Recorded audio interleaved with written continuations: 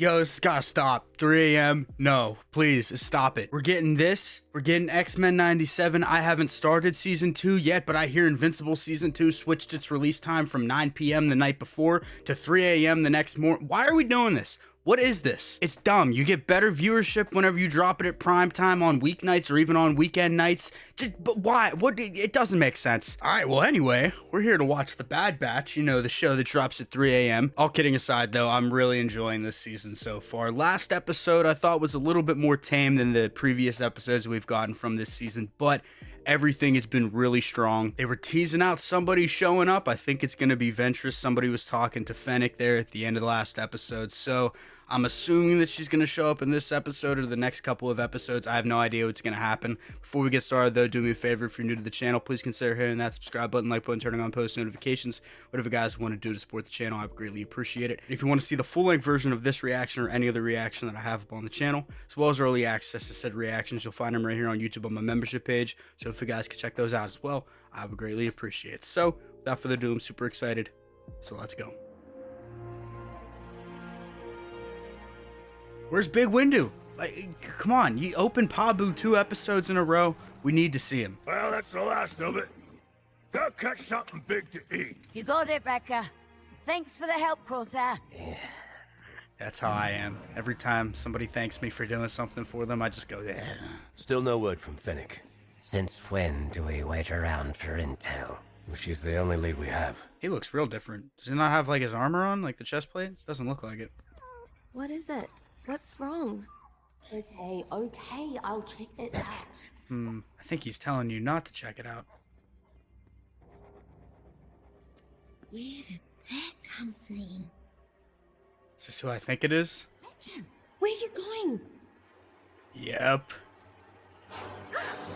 How did she get here undetected? Let her go. Gladly. Who are you? Fennec sent me. We never gave her our coordinates. How'd you find us? I have my ways. Alright, this is not how I was expecting this to go. First, tell me why you want this information. Consider it my payment. We already paid Fennec for the intel. Not my problem. It's for a friend. The Empire's after her and she thinks it's because of some M-count experiment they're doing. For a friend. It's something in the blood. Everyone has it, but at varying levels. Those with a high count were believed to be more capable of wielding the Force. What have I been saying? You're saying I'm a Jedi? I mean... Of course not. Your blood doesn't make you a Jedi. You'd have to be trained for that. And I've never known a clone to be Force sensitive. No. But if you do have a high M count, consider yourself warned. The Empire will hunt you down. There's your intel. Wait! Move, child. I can't determine your midi-chlorian levels without testing you. Then test me. I can handle it. So this has got to be before Dark Disciple then, right? It has to be, because she dies. And if it's after, then explain it. Like, as to why she's still alive. Like, resurrection, obviously she has ties to the witches, because she's a Night Sister. Let go of your conscious mind. Conscious mind? I don't even know what that means. Come on, Omega! You can do it! Why don't you two make yourselves scarce? She doesn't leave our sight. Since you know about these tests, you must be a Jedi, right? Sure. But I know some of their ways. Well, how do Enough questions. Concentrate. I like this dynamic. I checked text files from the Republic archives. You're right. It's her. Asajj Ventress. We're moving on to the next test. There's a weeping Maya tree up in the colony. Retrieve one of its white blossoms and return before the sun sets. But it's too far away, and well, the sun's already started. This sounds like a ploy to get her away, because she knows what Now they're that about to do. she's gone, Yep. think carefully. How do you want this to go? Sorry, excuse me. Coming through. Watch out. It's a long run. Hey girl, I'm gonna need some help. I need to get to the Archeman fast. Okay, let's go. Get in your ship and go before we make you. You can try. I was gonna say good luck.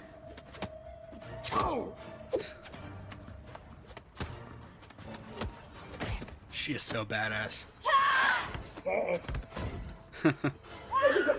That was really well animated. Just this whole scuffle. More of this.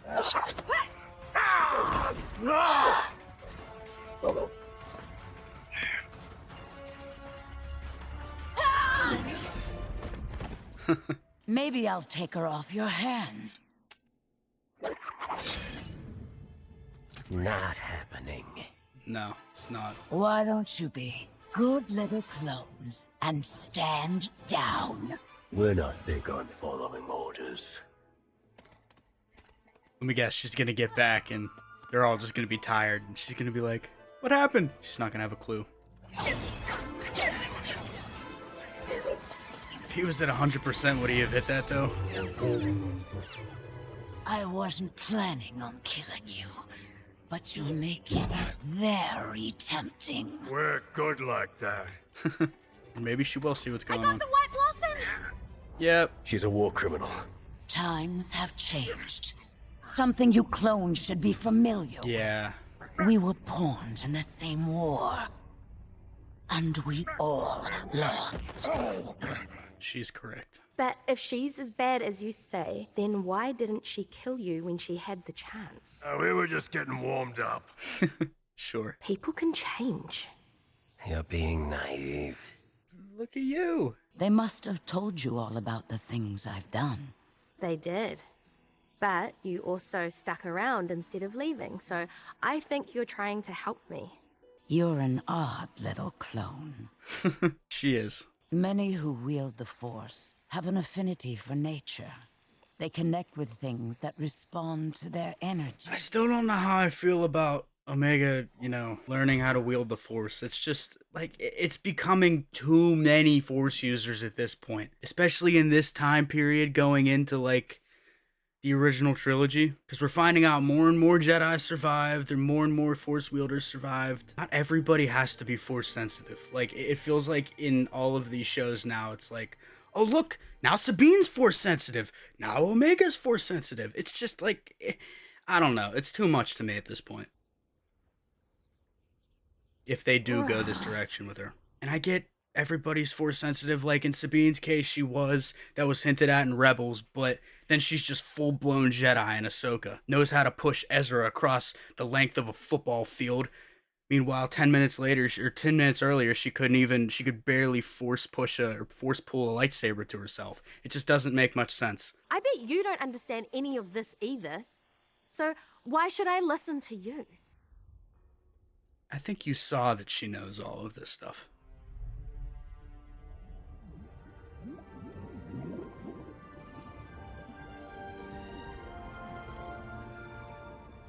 And she has a little bit more affiliation with the light now because, I don't think dark side users can connect with nature as easily.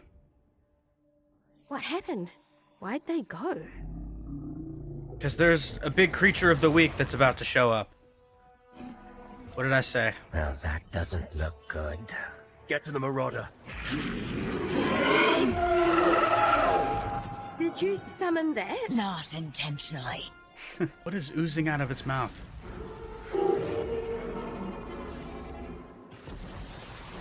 Whoa.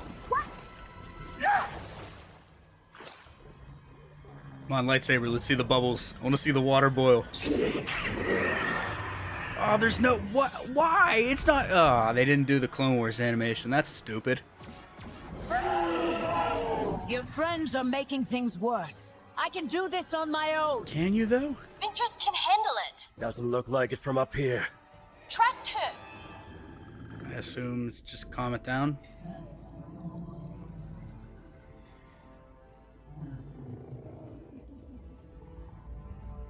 It's a good shot. You actually did it. Don't sound so surprised. Well, that was pretty fun. That's a word for it. Did you figure it out? Do I have a high M count? From what I've seen, no. Yeah, it really doesn't seem like it. Don't worry about it, kid. We're gonna figure it out. Come on, let's go get some chow. You're lying. If Omega did have that potential, she'd have to be trained. Which would mean leaving you behind. So they're just doing a Mandalorian season 2 now. Our business is done. I still can't figure out what side you're on. My own. Very much her own. Coming after you? They can try. But I've got a few lives left. What's that supposed to mean? Like literally, or? Because I have so many questions.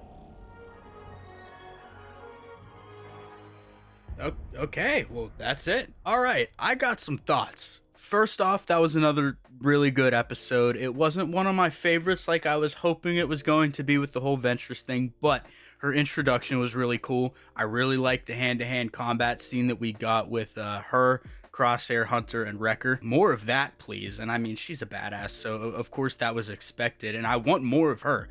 It's just, did they retcon Dark Disciple? This is a thing that they constantly do now, where they're like, oh yeah, we're gonna respect the source material, we're gonna respect current canon, don't worry, we're not changing the book, don't worry, blah, blah, blah, blah, blah. And then the show comes out and they're like, well, we changed it a little bit. No, you didn't. She's alive and you didn't give an explanation why. I get it, Magic, Night Sisters, she could have been resurrected, but explain that. If you're going to bring her back, explain that. Don't leave it open-ended. Don't leave it open-ended for fans to get possibly angry about the choices that you've made. Explain it, because if you explain it, you're not going to have to deal with the angry mob. I'm not one of those people that gets really mad whenever they change things in the book, but I know there's people that do, and the frustration is only growing from what I've seen. But like I said, they keep on doing this. I keep hearing instances of them saying, oh, we're not going to change it, and then a year later, whenever the show comes out, they changed it. They just straight up lied. And telling your fans you're not going to change something and then changing it, that's not good. Don't do that. If you're going to change things, be straight up. Just say, hey, this is going to retcon this a little bit. This may frustrate some people, but the story that we have planned out, I think people are going to be really happy with. That's all you have to say. Don't lie to people. But like I said, it doesn't really bother me so much, but I know a lot of people are going to get frustrated with it. All right, so let's move on to the next thing. Omega being force sensitive. I kind of saw this coming. I was okay with it to a degree. And then they started talking about, hey, we're going to have to take her away and train her in the ways of the Force. It's just becoming a little bit too much at this point. We have too many characters who are this exact trope. I mean, the same thing happened in Mandalorian Season 2, and then it was retconned in Season 3 and Book of Boba Fett and all that. But he shows up at the end of Season 2. He's like, he's not going to be safe until he masters his abilities, talking about Grogu. And that's essentially what Ventress said about Omega. And like I said, I think that the batch is not going to make it out of this season alive. I think they're setting it up for her to go with Ventress and train in the ways of the Force. That's just leaving too many Force-sensitive Jedi-like beings out there at this point in the galaxy. Like, if all of these characters don't get wiped out by A New Hope, like, where were these people during the original trilogy? Where were they in the fight against the Empire? Because they keep talking about the threat of the Empire, and then there's this small little rebellion with 20 X-Wing fighters that takes down the Death Star. Where were they during all of this? Because God knows that the rebellion could have used your help. You know that. You guys are acknowledging the threat of the Empire in this, and I get there were people that were scared to go up against the Empire, but it's so weird to me that we're introducing this amount of Force-sensitive characters, Jedi-like characters in this time period, and even really going forward. Like I mentioned Sabine during the reaction, I have no problem with her being Force-sensitive. It's just the way that they handled it in the Ahsoka show has me a little bit worried and I guess hesitant to see how they do things with Omega, because we didn't see any relationship growth between her and Ahsoka. They did all of the telling. They didn't do any of the showing on screen. We got no sense of what they were like as a master and apprentice. And I think that really messed with that show, because I didn't feel anything between those two characters, really. It was just kind of like, oh, she trained with you off screen? Okay. Oh, okay. I guess you're a Jedi now, even though 10 minutes ago you couldn't force pull a lightsaber to yourself. Like, that whole thing really bothers me. The progression of the Force abilities in some of these shows, it's like it's either too much, too fast, or it's just not enough at all. And by not enough, I mean we don't see any struggle for these characters to get to this point. We saw Sabine trying to move a cup, didn't work. We saw her try to open a door, didn't even budge, and then she force pulls a lightsaber to herself, and then 10 minutes later she's able to push Ezra across a football field and up a building to get to a Star Destroyer. It just doesn't make any sense. And like I said, that is the exact reason why I'm hesitant with this, because the way that they've handled these force powers and their progression with a lot of these new characters, it hasn't been handled the best. So I'm hoping I'm wrong. I'm hoping they handle this well, but it still doesn't change my opinion that there's just too many force sensitive characters that we're delving into right now. Why can't we just have this whole show without anybody being force sensitive? It's just a little bit too much at this point. But overall, I really enjoyed this episode. I thought it was a lot of fun. Definitely not one of my favorite episodes of the season. I would have liked to like this episode a little bit more just with the inclusion of Ventress, but I have my worries about some of the upcoming storylines or potential upcoming storylines. So that has me a little bit hesitant, but it really doesn't hinder my excitement or really anything about the future of this show, because I'm really thinking that the last several episodes of this show are gonna slap hard. Like I said, I think we're leading up to a clone rebellion. We still got bounty hunters showing up. I don't think Ventress is gonna rat them out, but we still got Cad Bane who's gonna show up. We're going to get that rematch between him and the Batch, I think. But yeah, now we only got, 6 episodes left. So this is we're getting down to the wire on this one. And I'm excited, but both sad that this show is ending. But let me know what you guys thought down in the comments below. If you're new to the channel, please consider hitting that subscribe button, like button, turning on post notifications. Whatever you guys want to do to support the channel, I would greatly appreciate it. And if you're interested in seeing the full-length version of this reaction or any other reaction that I have up on the channel, as well as early access to said reactions, you'll find them right here on YouTube on my membership page. So if you guys could check those out as well, I would greatly appreciate it. So hopefully you guys did enjoy, and I will see you all in the next one.